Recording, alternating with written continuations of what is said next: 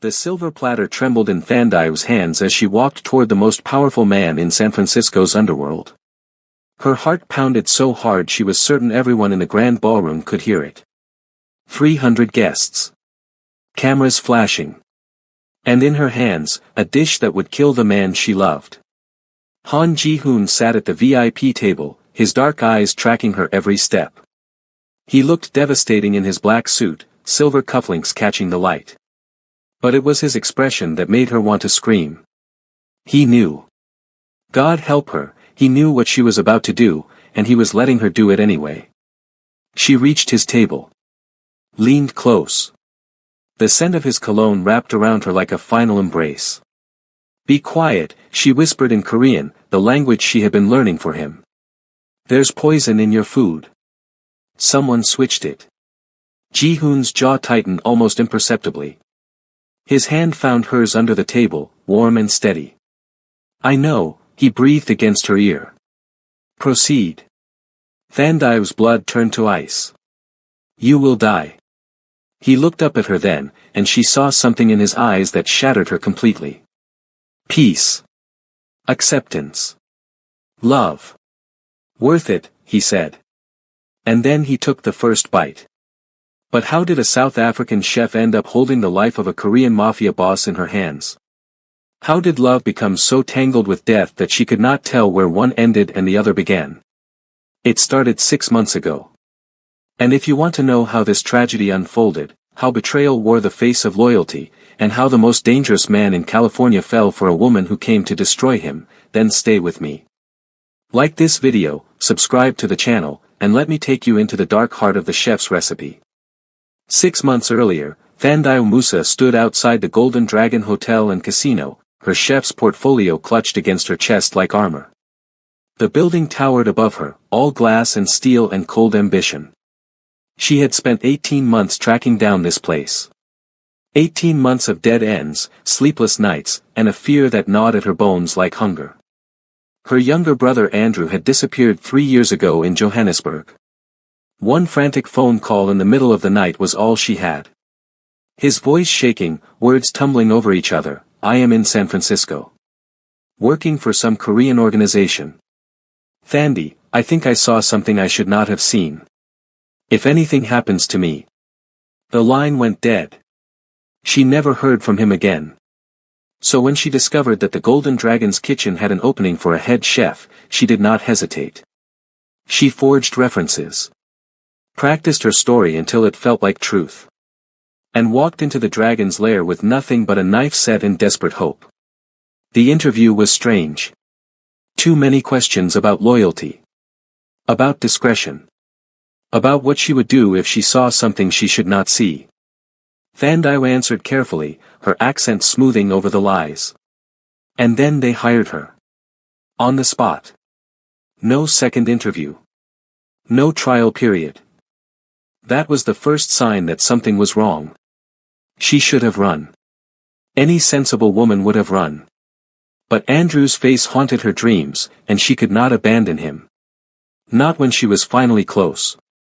Her first week passed in a blur of kitchen prep and careful observation. The staff spoke of Mr. Han in hushed tones, equal parts fear and reverence. He was a ghost who owned everything but appeared nowhere. The dragon, they called him. A man who had built an empire on blood and silence. Thandai listened. Watched. Searched. On her 8th day, she found something. A photograph pinned to a corkboard in the storage room, half hidden behind inventory lists. A group shot of kitchen staff from 2 years ago. And there, in the back corner, wearing a white uniform and a nervous smile, was her brother. Her hands shook as she unpinned the photo. Andrew. Alive. At least, he had been alive 2 years ago. Looking for something. The voice came from the doorway. Low. Smooth. Dangerous. Thandai spun around, the photograph still clutched in her fingers. He stood in the doorframe like he owned not just the building but the very air inside it. Han Ji-hoon. 39 years old. Black hair swept back from a face that could have been carved from stone. A scar on his left hand, thin and white. And eyes that saw everything. Those eyes dropped to the photograph in her hand. My previous head chef, he said, stepping into the room. He left suddenly. About 2 years ago. Thandai's throat closed. She could not speak. Could not move. Ji-hoon stopped 3 feet away. Close enough that she could see the silver threads in his dark tie. Close enough that she could feel the danger radiating off him like heat. You have been asking questions since you arrived, he continued, his voice almost conversational. About staff. About the old kitchen crew. About people who are no longer here. I was just curious about. Do not lie to me, Ms. Musa. His voice hardened. I know exactly why you are here. I know about your brother. I know about the phone call. I know you have spent 18 months searching for him. Thandai's blood ran cold. Every instinct screamed at her to run. But where would she go? He knew everything. He had probably known from the moment she submitted her application. If you know all that, she managed, her voice barely a whisper, why did you hire me? Ji-hoon studied her for a long moment. Then he did something she did not expect. He smiled. Because I want to help you find him. Now I know what you are thinking. Why would a mafia boss help some random chef find her brother? What game was he playing? Trust me, we are just getting started. The twists in this story will leave you breathless. But before we continue, hit that subscribe button and turn on notifications. You do not want to miss what happens next. Ji-hoon led her to his private office on the top floor. Floor-to-ceiling windows overlooked the San Francisco skyline. The city sprawled beneath them like a kingdom waiting to be conquered. He poured 2 glasses of whiskey. Handed her one. She did not drink. Your brother witnessed a murder, Ji-hoon said, settling into the leather chair behind his desk. One of my former underbosses killed a man in front of him. Wrong place, wrong time. Thandai's grip tightened on the glass. Is he dead? No. Relief crashed through her so hard she nearly dropped the whiskey. Andrew testified against my underboss, Ji-hoon continued. I made sure of it. The man was corrupt, skimming profits, making deals behind my back. Your brother's testimony helped me remove a cancer from my organization. And in return, I placed him in witness protection. New identity. New city. New life. Ji-hoon leaned forward, his dark eyes locked on hers. Your brother is alive, Ms. Musa. He is safe. He has a wife now. A daughter. Thandai set down the glass before her shaking hands could betray her completely. I do not believe you. Then let me show you. He pulled out his phone. Made a video call. And suddenly, there he was. Andrew. Older. Thinner. But alive. So beautifully, impossibly alive. Thandai. His voice cracked. Oh my God. Thandai, is that you? She could not speak. Tears streamed down her face as she stared at her brother's face on the small screen. 3 years of fear and grief and desperate searching, and here he was. Smiling at her. Crying with her. They talked for 20 minutes. He introduced her to his wife, a kind-faced woman named Sarah. Showed her pictures of his daughter, a toddler with their mother's eyes. He was happy. Safe. Building a life far from the shadows that had once threatened to swallow him. When the call ended, Thandai sat in stunned silence. Ji-hoon gave her a moment. Then he spoke. You have a choice now. You can leave. Go back to your life. I will give you his address, and you can visit him whenever you want. Or you can stay. Work for me. Legitimately. He paused. But you must stop investigating. Your questions have drawn attention. The wrong kind of attention. If you keep digging, you will lead dangerous people straight to your brother's door. It should have been an easy choice. Her brother was safe. She had what she came for. There was no reason to stay in this world of shadows and violence. But as she sat in that office, looking at the most dangerous man she had ever met, something shifted inside her. She had expected a monster. What she found was something far more complicated.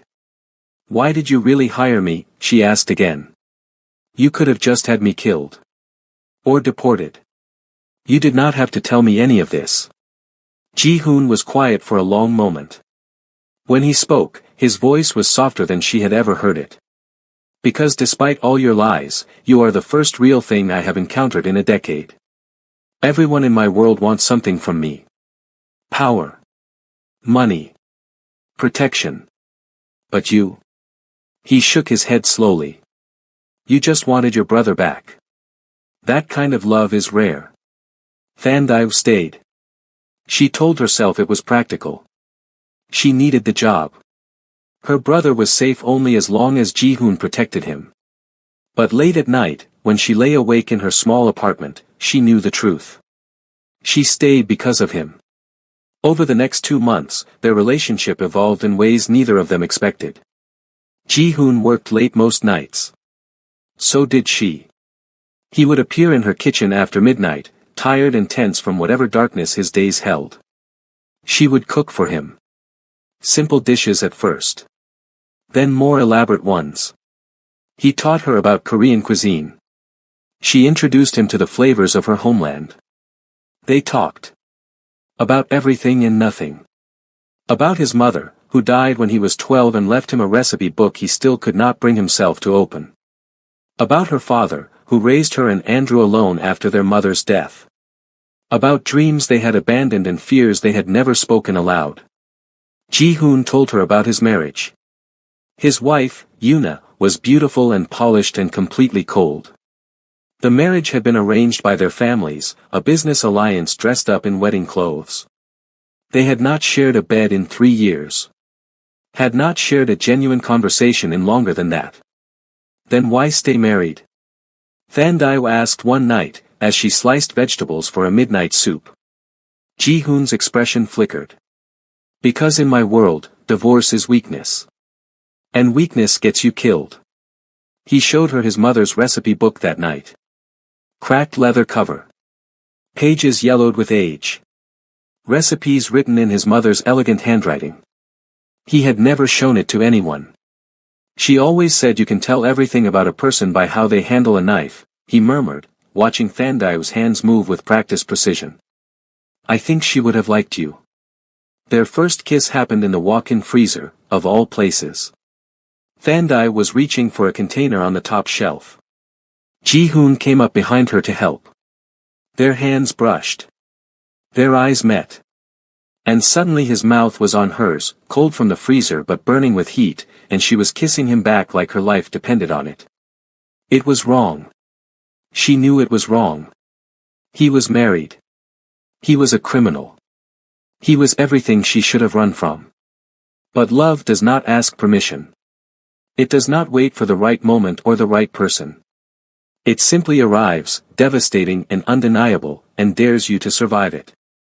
They were interrupted by his phone. An emergency.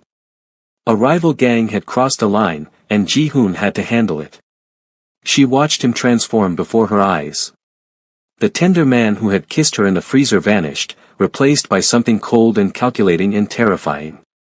He handled the situation with brutal efficiency. She did not ask for details. She did not want to know. But she stayed anyway. Now here is where things start to get dangerous. And I mean really dangerous. The happiness they found. It was borrowed time. Because there were eyes on them. Watching. Waiting. Planning something so dark that it would destroy everything. Are you ready? Because what happens next changes everything. Drop a comment telling me if you would have trusted Ji-hoon, and let us dive into the betrayal. 3 weeks before the Golden Gate Culinary Summit, Thandai overheard something that made her blood freeze. She was restocking supplies in the storage room when voices drifted through the ventilation shaft. Marcus Chen, Ji-hoon's head of security, and someone else. A woman. Is he suspicious? Not yet. Stick to the timeline. Thandai pressed herself against the wall, barely breathing. The festival is perfect, Marcus continued. High profile. Hundreds of witnesses. It will look like natural causes. Or better yet, we blame the African chef. Foreigner makes a mistake with the food. Tragic accident. No one will question it. And after, the organization goes to Dae-young. He has promised us everything. Money. Power. Each other. The woman laughed. A cold, brittle sound that Thandai recognized. Yuna. Ji-hoon's wife. Thandai's heart slammed against her ribs. They were planning to kill Ji-hoon. At the culinary festival. Using her food. And they were going to frame her for it. She should have gone straight to Ji-hoon. Should have told him everything. But before she could move, her phone buzzed. An unknown number. A message that stopped her dead. Your brother is only safe while Ji-hoon breathes. Save him, Andrew dies. Tell no one. Attached was a photo. Her brother's house in Seattle. Taken from across the street. The front door was clearly visible. So was the window of his daughter's bedroom. Thandai's world collapsed. For 3 days, she walked through her life like a ghost. She could not eat. Could not sleep. Every time she looked at Ji-hoon, she wanted to scream the truth. But the text message burned in her pocket, and fear kept her silent. Then Song Dae-young appeared. He was Ji-hoon's business partner, a smooth-talking man who ran the casino operations. He found her crying in the walk-in freezer and offered her a handkerchief. I know something is wrong, he said gently. You can trust me. I have suspected Marcus for months. But we need proof before we can move against him. Desperate for an ally, Thandai told him everything. The overheard conversation. The threatening text. Marcus and Yuna's affair. Dae-young's expression hardened. This is worse than I thought. Here. He pressed a small device into her hand. A recording device. Planted in Marcus's office. Get us the evidence we need. Relief flooded through her. Finally, someone who could help.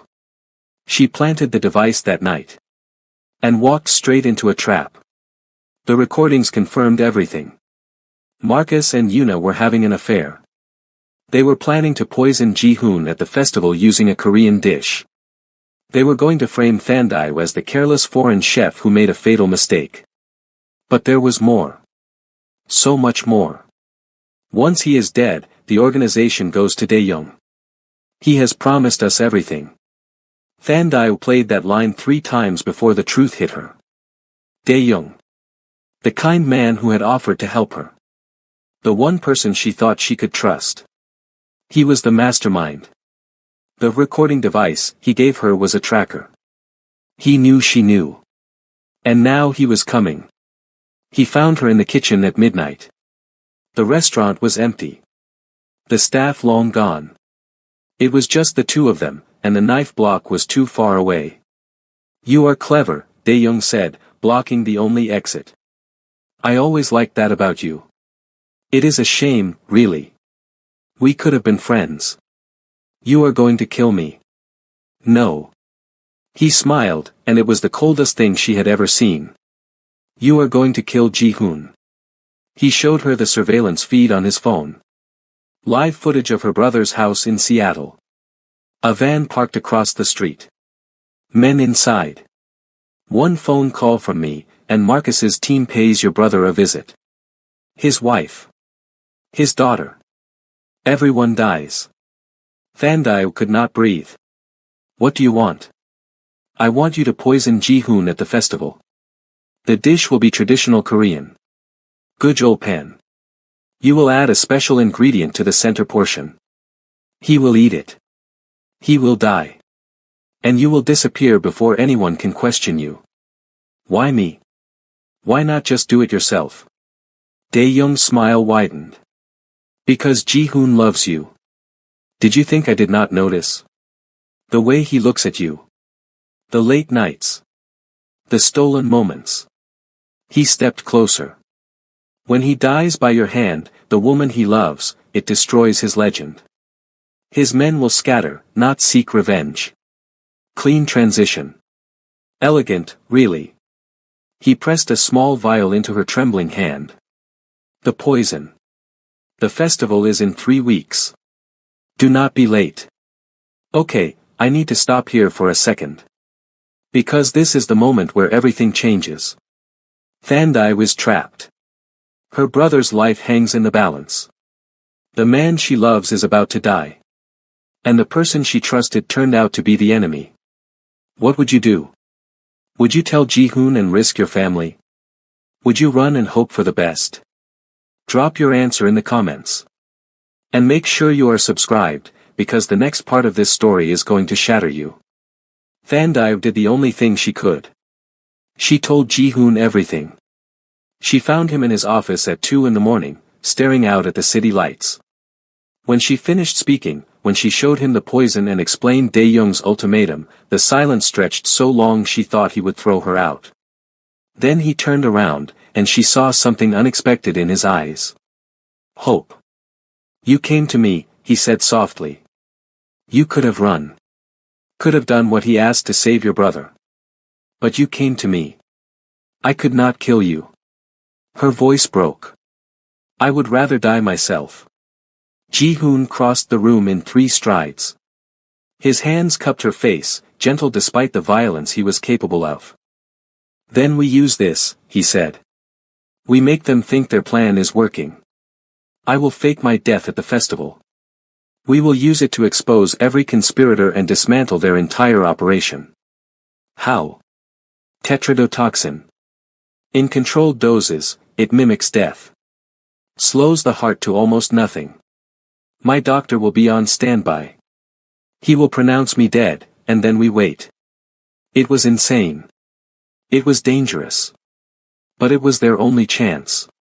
Ji-hoon spent the next 2 weeks preparing. He secretly moved Andrew's family to a secure location, disguising it as a vacation. He arranged for loyal men to be stationed throughout the festival. He made sure every piece of evidence against Dae-young, Marcus, and Yuna would be released the moment his death was confirmed. The night before the festival, they made love for what might be the last time. Afterward, lying in the darkness, Ji-hoon pressed something into her hand. A jade bracelet, cool and smooth against her palm. It was my mother's, he said. For after. When we start our real life. Thandai clutched it like a lifeline. What if something goes wrong? He kissed her forehead. Then we die knowing we tried. Some things are worth that risk. She should have known it was too easy. The morning of the festival, Ji-hoon received a phone call. His doctor had been in a car accident. Suspicious circumstances. He could not make it. Thandai's blood ran cold. Someone knows about the plan. Ji-hoon's jaw tightened. We proceed anyway. I trust you with the dosage. Ji-hoon. There is no other choice. He took her hands. Dae-young has backup plans. If I do not eat that dish, if he senses something is wrong, your brother dies. My men die. You die. This is the only way. The festival was beautiful. Hundreds of guests in glittering attire. Media everywhere. Yuna played the perfect hostess, her smile bright and poisonous. Thandai prepared the dish with shaking hands. Gujol pan. 9 sections of carefully prepared ingredients arranged around a central portion. The center was where the poison would go. But as she reached for the vial Ji-hoon had given her, the safe tetrodotoxin dose they had prepared together, something felt wrong. The seal was different. Barely noticeable, but there. Someone had tampered with it. The poison was real. She had seconds to decide. Warn him and risk everything. Or serve the dish and watch him die. She chose him. Walking to his table, silver platter in trembling hands, she leaned close enough that only he could hear. Be quiet. The poison is real. Someone switched it. His hand found hers under the table. Warm. Steady. Certain. I know, he breathed. You will die. He looked up at her then, and she saw it all. The love. The acceptance. The choice he had already made. Worth it. And then he took the first bite. The room erupted in applause. Cameras flashed. Guests raised their glasses in appreciation of the culinary masterpiece before them. No one noticed the way Ji-hoon's hand trembled slightly as he set down his chopsticks. No one saw the brief flicker of pain that crossed his features before he masked it with his usual cold composure. No one except Thandai. She stood frozen by the kitchen entrance, watching him take another bite. Then another. Each one a nail in his coffin. Each one a piece of her heart dying alongside him. He made a toast. Raised his glass to the festival, to the guests, to his beautiful wife Yuna who smiled like a snake in diamonds. Then he turned to Thandai. To our extraordinary chef, he said, his voice carrying across the silent ballroom. Who has taught me that the most important ingredient in any dish is truth. Their eyes met. And in that moment, she understood. He had known all along. Not just about the switched poison. About everything. This was his choice. His final play. And she was powerless to stop it. Within minutes, the symptoms began. Ji-hoon's breathing grew labored. His hand pressed against his chest. A thin sheen of sweat broke across his forehead. Ji-hoon. Yuna's voice rang out, perfectly pitched between concern and confusion. Darling, are you all right? He tried to stand. Failed. His body crumpled forward, sending crystal glasses shattering across the table. Chaos erupted. Guests screamed. Security rushed forward. Marcus Chen was already on the phone, calling for paramedics with practiced efficiency. Yuna played the terrified wife, clutching her husband's hand while crocodile tears streamed down her face. And Thandai could not move. Could not breathe. Could not do anything but watch as the man she loved died in front of 300 witnesses. Ji-hoon's eyes found hers one last time. His lips moved, forming words only she could understand. Vault. Mother's book. Page 77. Then his eyes closed. His body went still. And the dragon fell. The paramedics arrived within minutes. Thandai recognized them as Dae-young's people, their movements too rehearsed, their expressions too calm. They pronounced Ji-hoon dead at the scene. Heart attack, they said. Tragic. Unexpected. A man in his prime, struck down without warning. The police arrived next. And before Thandai could process what was happening, she was in handcuffs. Thandai Musa, you are under arrest for the murder of Han Ji-hoon. The next 12 hours were a nightmare. She was interrogated for 6 hours straight. The same questions over and over. What was in the dish? Did she know about the poison? Why did she prepare his food personally? Why were her fingerprints on the storage room where aconite was found? Thandai said nothing. What could she say? That she was in love with the victim? That she had been blackmailed into killing him? That the real murderers were his wife and his most trusted men? No one would believe her. She barely believed it herself. Then a new detective entered the room. Detective Kim, a Korean-American man with tired eyes and a folder thick with documents. I have been investigating Han Ji-hoon for 5 years, he said, settling into the chair across from her. Money laundering. Racketeering. Conspiracy. I was this close to bringing him down. Thandai stared at him blankly. Then I saved you the trouble. You did not kill him. Something shifted in his expression. He slid a photograph across the table. Medical records. Scans. Documents stamped with the name of a private oncologist. Ji-hoon had terminal cancer, Detective Kim said quietly. Stage 4. Diagnosed 8 months ago. He was given 6 months to live. The words hit her like a physical blow. Cancer. Terminal. 6 months. He knew he was dying. He had known all along. And he never told her. This whole festival thing, Detective Kim continued, the very public death, the evidence that is currently flooding every law enforcement agency in the country. It is not random. It is a controlled demolition. Ji-hoon designed this. His death triggered prearranged legal documents exposing every criminal operation he ran. Every associate. Every rival. Including the people who actually killed him. Thandai's head spun. I do not understand. He used his own murder as a weapon. Detective Kim leaned back, something like respect in his voice. Dae-young, Marcus Chen, Yuna Han. They all thought they were taking his empire. Instead, they are walking into a trap he set months ago. Then why arrest me? Because I needed you to talk. And because there is something else. He paused. Ji-hoon left instructions. A message for you, specifically. Something about a vault and page 77. Now I know you are sitting there with your jaw on the floor. Because this story just flipped upside down. Ji-hoon was dying anyway. He turned his own murder into a weapon against his enemies. And somewhere in that vault is a message for Thandai. But here is the thing. The cancer story. That is not the real truth. There is another layer. A darker secret that changes everything. Stay with me. We are about to go deeper. And if you are not subscribed yet, now is the time. Because what comes next will break your heart. Thandai was released on bail the next morning. A mysterious benefactor, the police said. They would not tell her who. She did not care. She had one mission now. Find the vault.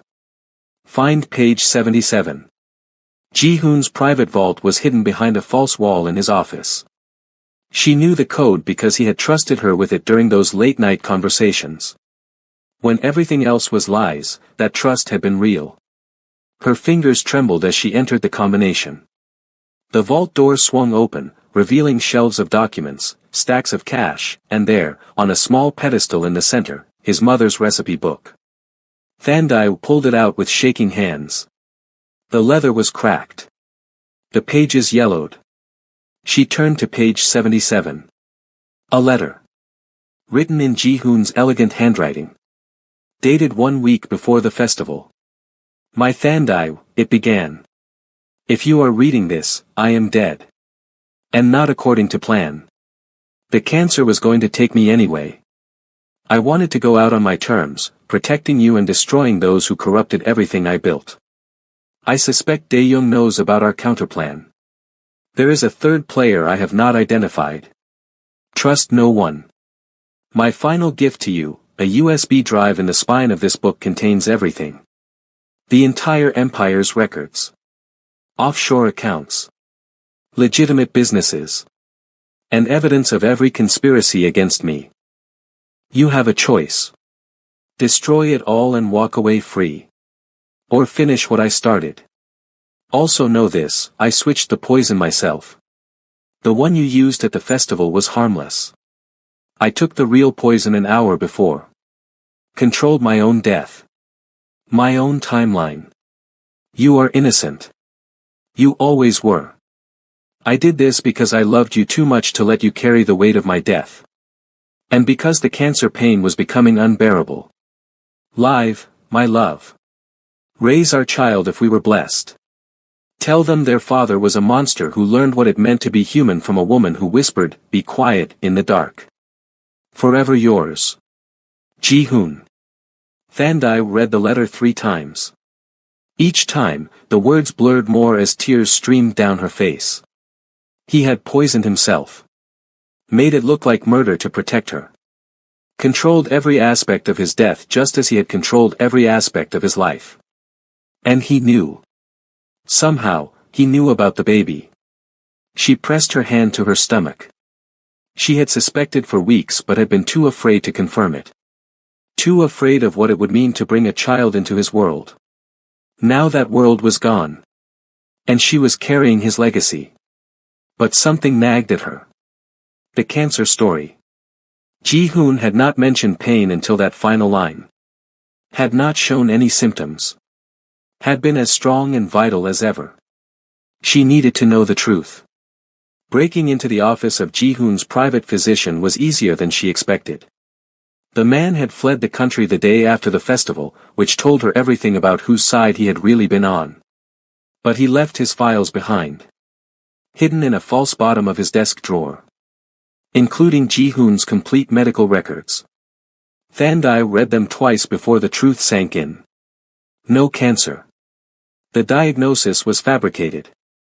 A cover story for something else. The real diagnosis was worse.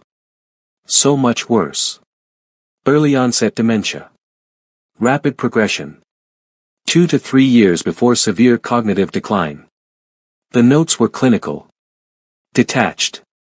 But between the lines, she could read Ji-hoon's devastation. Patient refuses treatment. States he will not become a shadow of the dragon. Has made alternative arrangements. The final note was dated 1 month before the festival. Patient inquired about dignified exit options. Provided information on controlled substance methods. He thanked me for years of service and paid off my daughter's medical debts. I believe this was goodbye. Thandai sat in the empty office for a long time. Ji-hoon had not been dying of cancer. He had been losing his mind. Slowly. Inevitably. And for a man who prized control above everything, who had built an empire on his ability to think 3 steps ahead of everyone else, that was a fate worse than death. So he chose death. On his terms. Using Dae-young's conspiracy as the vehicle and his own murder as the weapon. He committed suicide and made it look like murder to protect everyone else. That is so fucking him, she whispered to the empty room. And then she broke down completely. If you are crying right now, you are not alone. This man, this dangerous, complicated, terrifying man, chose to die rather than become a burden. He chose to protect the woman he loved even from the truth of how he died. But the story is not over. Because Thandai was about to discover an ally in the last person she expected. And together, they are going to burn Dae-young's world to the ground. Like this video if you are feeling these emotions. Comment if you have ever loved someone enough to understand Ji-hoon's choice. And let us finish this story together. The funeral was 3 days later.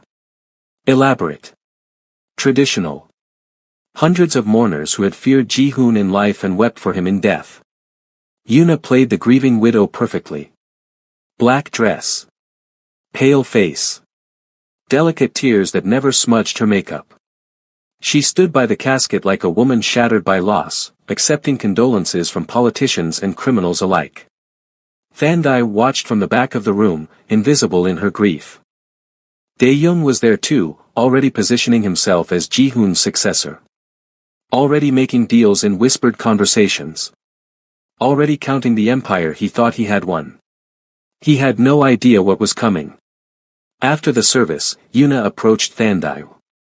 Her expression was unreadable behind her black veil. Walk with me. They ended up in a private garden behind the funeral home.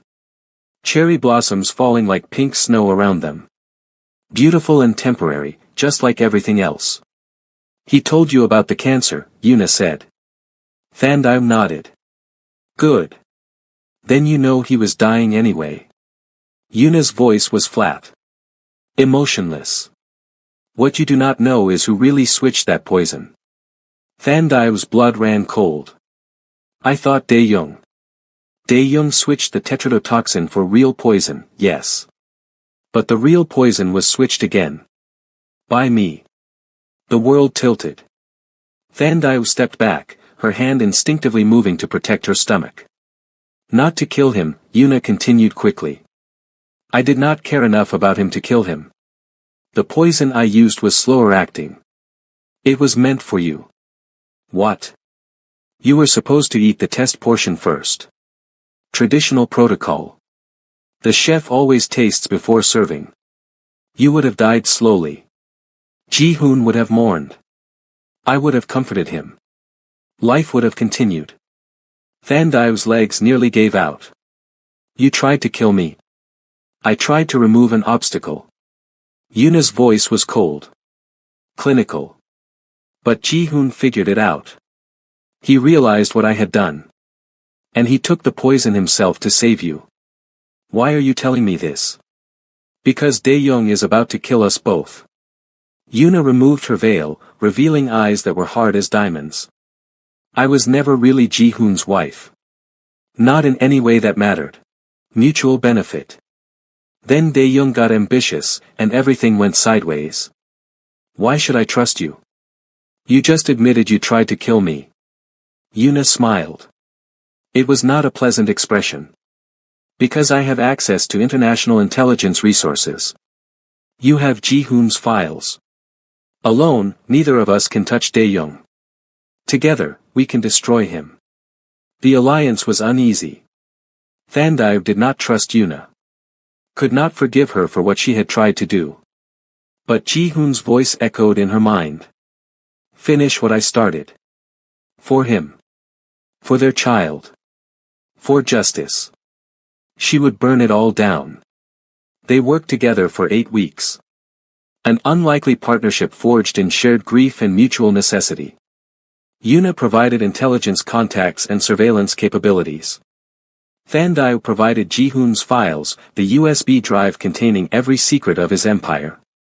Together, they mapped Dae-young's entire operation.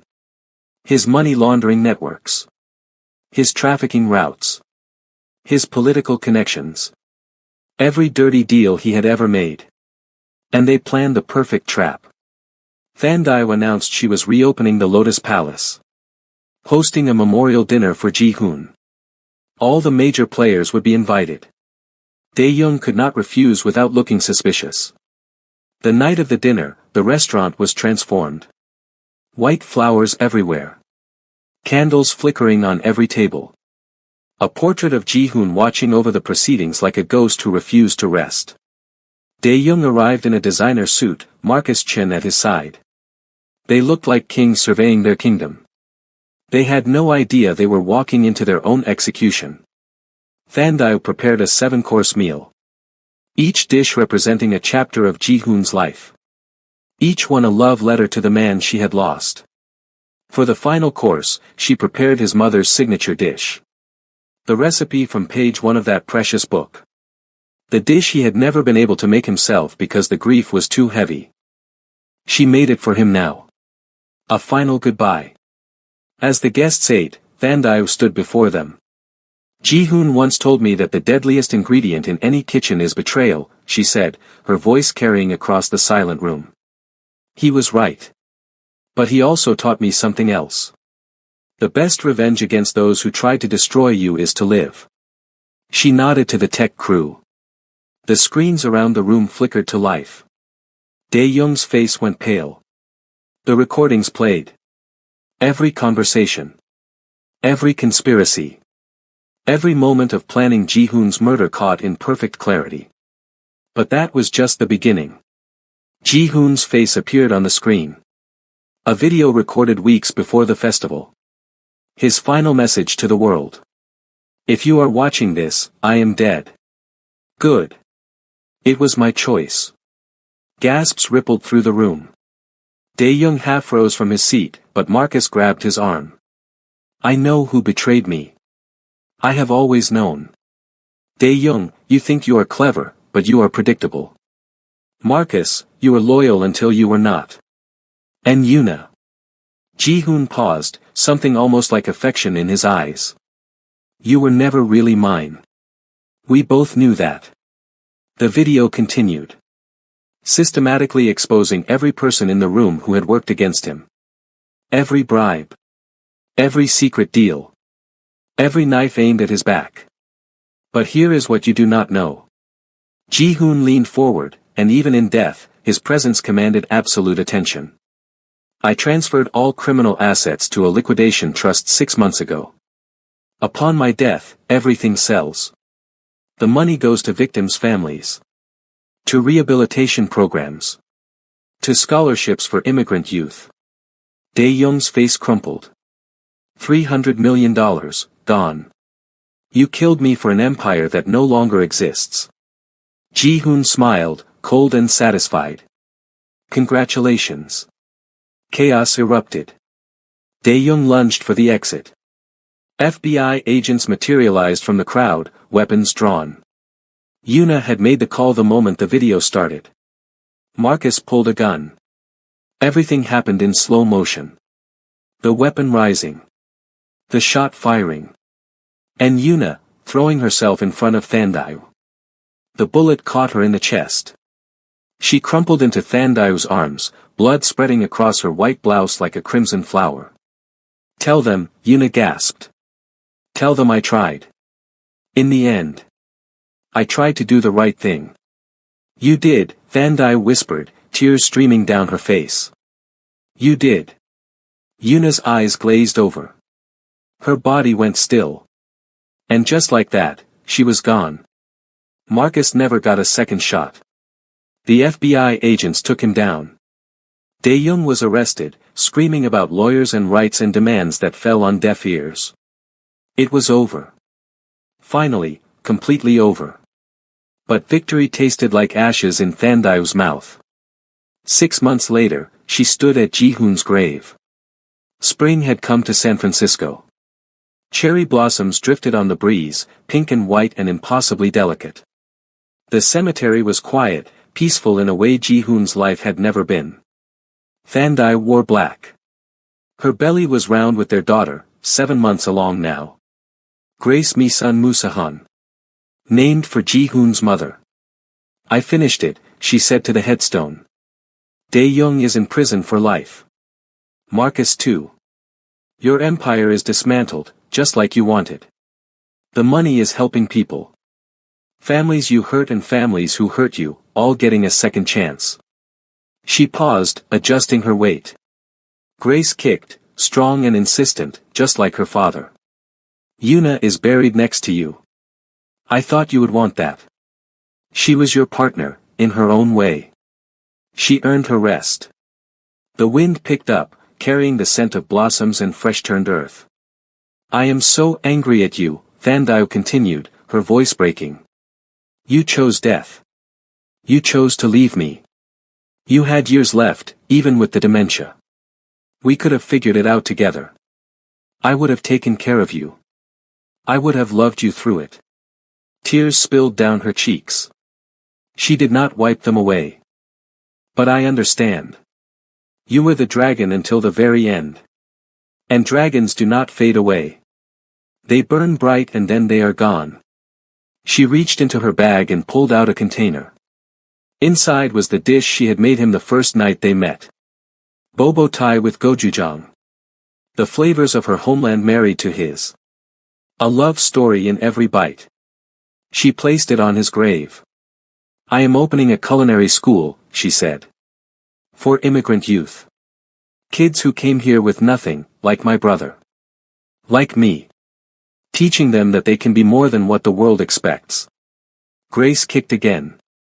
Thandai smiled through her tears. You taught me that. Monster. Lover. Strategist. Fool. You taught me that love is not about deserving it. It is about choosing it. Every day. Even when it hurts. She pressed her hand to the cold stone, imagining she could feel his warmth on the other side. Our daughter will know you. I will tell her everything. The good and the bad. The blood and the beauty. She will know her father was a man who did terrible things and loved terribly in return. The sun was setting, painting the sky in shades of gold and amber. Thandai took a deep breath.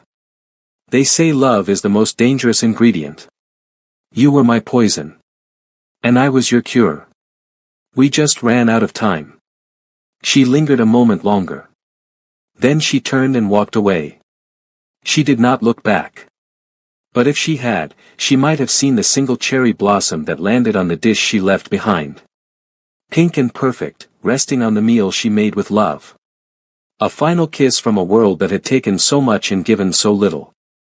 Thandai walked into the fading light, her hand on her belly, her heart full of grief and hope in equal measure. The dragon was gone. But his legacy lived on. In the woman who loved him. In the child who would never know him. In the empire of kindness they would build from the ashes of his violence. And somewhere, somehow, Han Ji-hoon smiled. If this story moved you, if it made you feel something real, then share it with someone who needs to believe that love can survive anything. Even death. Subscribe to this channel for more stories that will break you open and put you back together again. And remember, the most dangerous ingredient is not poison. It is love. Because love makes us do impossible things. Terrible things. Beautiful things. Just like Ji-hoon. Just like Thandai. Just like all of us, trying to survive in a world that does not always let us. Thank you for staying until the end. Until next time.